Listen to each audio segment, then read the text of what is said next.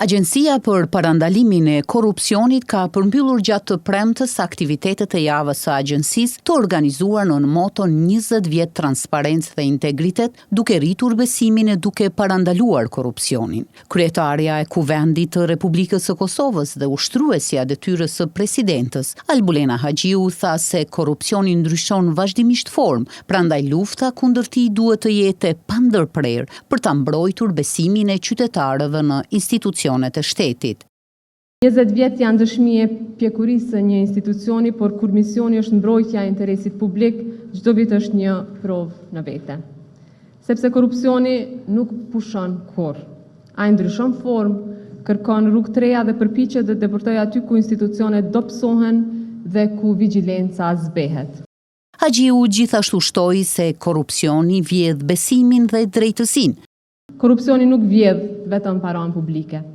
Ai vjedh mundësinë, ai e vjedh drejtësinë, e vjedh edhe besimin. Dhe kur qytetarët humbin besimin se ligji vlen njësoj për gjithë, humbet shumë më tepër se sa një procedurë administrative.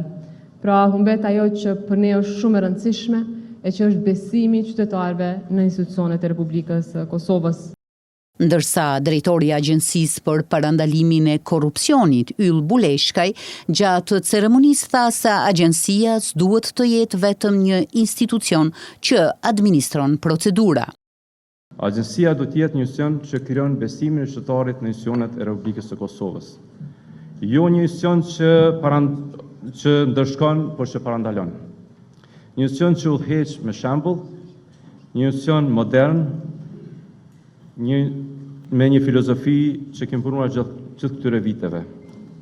Kemi përshpejtuar transformimin digital, kemi zgjeruar shërbimet elektronike, kemi rritur transparencën, kemi forcuar mekanizmat për deklarimin e pasurisë, për sinjalizimin, për konfliktin e interesit, për dhuratat zyrtare, për mbrojtjen e sinjalizuesve, për vlerësimin e rrezikut kundër korrupsion.